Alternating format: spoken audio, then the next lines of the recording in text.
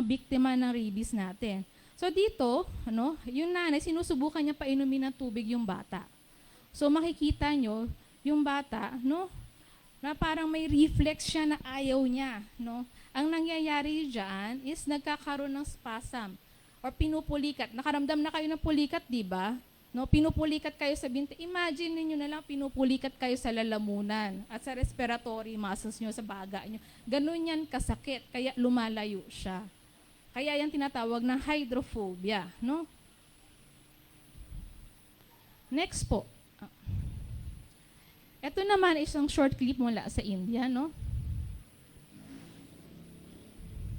Ito ay aerophobia. So, yung doktor dito, pinaypayan niya yung isang pasyente na may rabies infection. Ano nangyayari?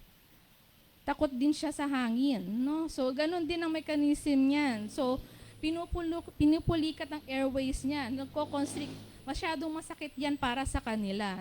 Tapos, yung respiratory muscles din niya, parang nagko-constrict din, nagko-contract. Hindi nila makontrol, wala silang nakokontrol dyan dahil hindi na nagpo-function ng maayos ang central nervous system nila. So, paano ba natin maiiwasan yung mga ganito? Hindi tayo mahantong sa ganyan. Kasi alam nyo naman, walang cure ang rabies eh. Kung pinabayaan na, ang hantungan lang nila ay death, kamatayan. So, prevention. What can be done to prevent and control rabies, Una-una sa lahat, our pet is part of our family, They are our family. So, syempre, as a part of family, kailangan natin silang alagaan. Have your dogs and cats vaccinated against rabies at 3 months of age, and then every year yan. So, provide your pets with nutritious food, clean water, and exercise. Provide them with clean and comfortable shelter, and do not let them roam freely in the streets. Keep your dog on a leash when going out. Do not keep your pet tied up all the time. So, as a pet owner, kailangan natin pabakunahan, alagaang mabuti, bigyan ng pagkain, shelter ang ating mga pets, at wag natin hayaang pagala-gala sa lansangan. Paano naman yung mga stray cats and dogs dyan, sa mga tabi-tabi? Anong gagawin natin kung may nakita tayong stray cats and dogs dyan? Kung may nakita kang stray dogs, hindi mo kailangan tumakbo or hindi mo rin kailangan habulin yung aso, So, if a dog runs towards you, stand still and keep quiet. Let the dog sniff you. When it walks away, you should walk away slowly in the opposite direction. Huwag mo nang habulin, ha? Mag-invite ka pa ng ng infection pag ganyan, So, stay away from dogs you do not know. Kung hindi mo yan aso, hindi mo yan alaga, lumayo ka, Wag mo ipet lahat ng makita mong aso sa lansangan, mas lalo na yung nakakadena or behind the fence, And then, wag ka na maghahanap ng away sa aso, Wag mo siyang itis, wag mo siyang batuhin or habulin, Next po, dapat ipaalam natin to sa mga kids, Huwag nila dapat istorbohin yung mga asong kumakain or natutulog or yung kapapanganak lang, Huwag din natin sipain or paluin or sigawan ng ating mga pets, At isigit sa lahat, pag may nakita na kayo na isang stray dog or stray cat na napansin nyo yung mga simptomas ng rabies, nakikita nyo na, huwag na po kayong lumapit. Ano pong gagawin kapag nakagat po kayo ng rabid dog or cat? So, ito yung do's and don'ts. Una-una, kapag may sugat, laging hugasan ng sabon at tubig. Sa rabies infection or rabies suspected na wound, laging maghugas, sabon, tubig for 10 to 15 minutes. Bakit ganun katagal? Kasi kailangan natin matanggal yung laway sa sugat, Kasi yung laway puno-puno ng virus rabies, Rabies virus. Ang hindi natin dapat gawin, wag lalagyan ng bawang ang sugat.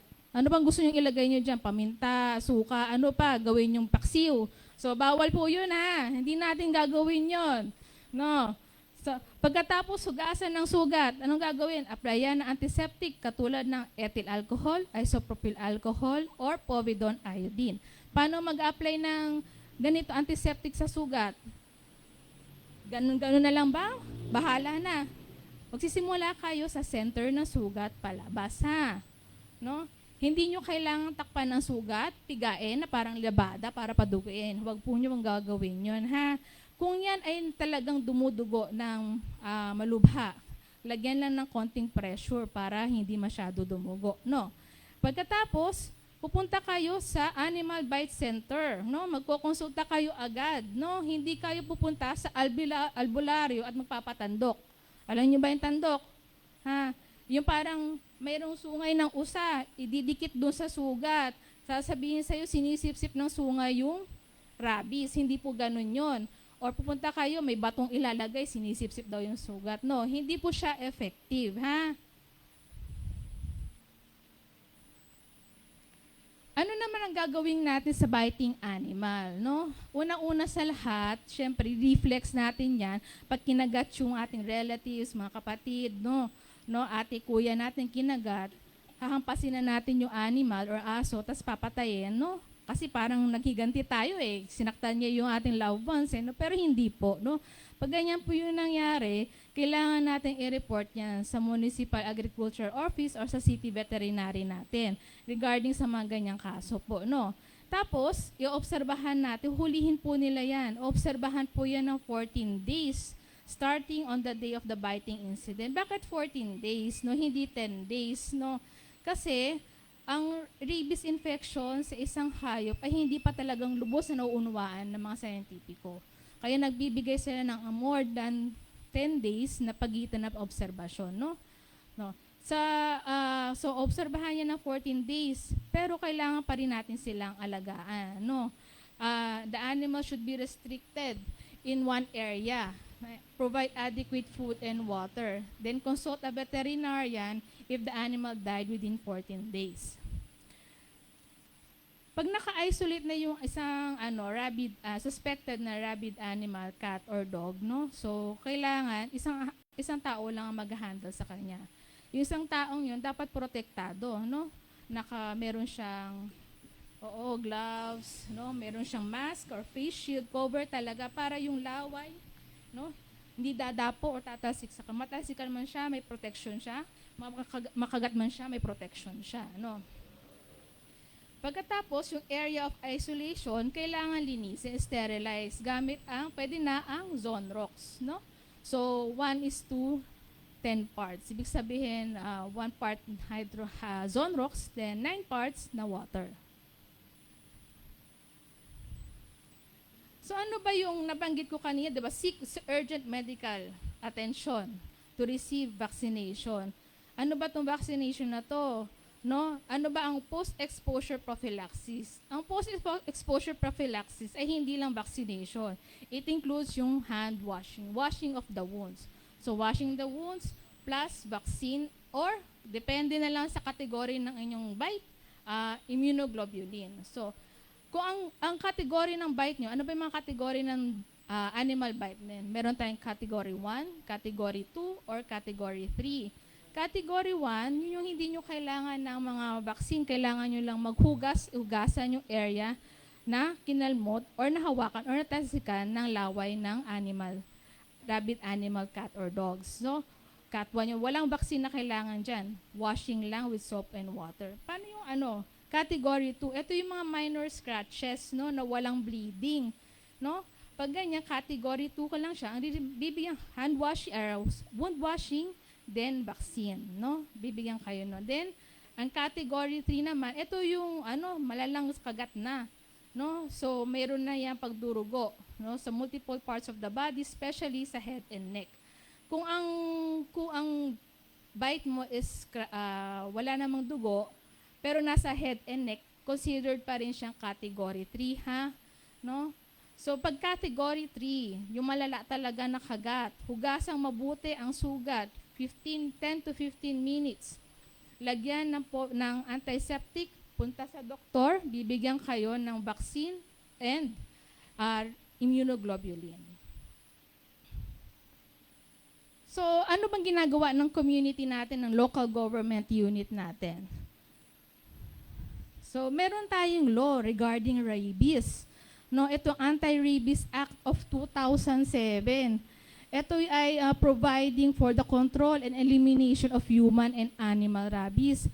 Nakasaad dito yung mga responsibilities of the pet owner. So ano ba yung mga responsibilities ng pet owner?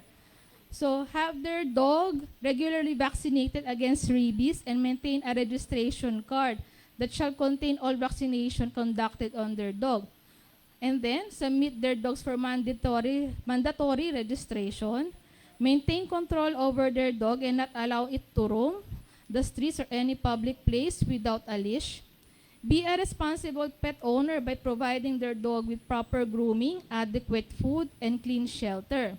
Kung sakaling ang pets nyo ay nakakagat ng isang bystander or tao dyan, dapat within 24 hours, report immediately any dog biting incident to the concerned officials for investigation or for any appropriate action and place such dog under observation by a government or private veterinarian. Lastly, assist the dog victims and shoulder the medical expenses. Ha? Pag lumabag sa batas, hindi naman kulong. May penalty lang. Pero yung penalties, mabigat sa bulsa. So, ito yung mga penalties. No? So, pet owners who fail or refuse to have their dog registered immunized against rabies, may penalty kayong 2,000. No? Pet owners who refuse to have their dog put under observation after said dog has bitten an individual, 10,000 yan. So, pet owners who refuse to have their dog put under observation and do not shoulder the medical expense of the person bitten by their dog, 25,000 yan. Sakit sa bulsa, di ba? Pet owners who refuse to put leash on their dogs when they are brought outside the house is 500 pesos. No? Mas maganda na mag-prevent, alagaan nyo yung aso kaysa ganito ang kalaki ang gagastusin nyo, di ba? So, ano importante sa September 28? September 28 po is World Rabies Day. So, ang local government natin, ang Quezon City Hall, ay lalahok dyan. So, meron silang activity dyan sa Quezon City Circle. No? Sa all-day activity yan. Pwede nyo dalhin ang yung fur babies, your cats and dogs, for free consultation, free anti-rabies vaccination and microchipping, free neuter and spaying. Meron din silang free administration of vitamins and other medications. And meron kayong din free lecture of proper pet ownership, no? Meron din kayong meron din silang pamamahagi na pet care kits po. Yan po ay mangyayari sa Quezon City Circle sa September 28. Bisitahin niyo yung kanilang Facebook page ng Quezon City Veterinary Office. So summarize na natin lahat. Protect your dog, protect your animals, your pets, your cats and dogs, and you are protected. So, in summary, rabies virus is transmitted through saliva on infected animals. Laway ha! 99% of human cases are caused by dog bites. No? Rabies attack the brain and it's fatal once symptoms appear. So, wala siyang cure. Ha? So, paano yun? Wala talagang cure. So, pag nakagat, thorough washing of wound and vaccine injections can avoid symptoms and save lives. Tsaka, kailangan din mabakunahan ang ating mga pets. Vaccinating dogs breaks the rabies transmission cycle in an area at risk. Every dog owner responsible is concerned. And rabies is 100% preventable. Ha? Huwag niyo hintay magkaroon ng simptomas, dalhin agad sa Animal Bite Center ang iyong mga loved ones, no? Para mabigyan ng proper vaccine course, no? So, last message sa inyo. Ito na po ang last slide. No, sana po may natutunan kayo at magsilbi kayong inspirasyon, no? Share the message and save a life. September 28 po, World Rabies Day. Thank you po. Hello. Thank you po, Dr. Ann. Meron po mga gusto magtanong. Samantalahin Yes, natin. sir. Sorry ka. Kunyari daw po may rubbish yung tao. kunyari na may nakagat na po yung, kunyari po ako nakagat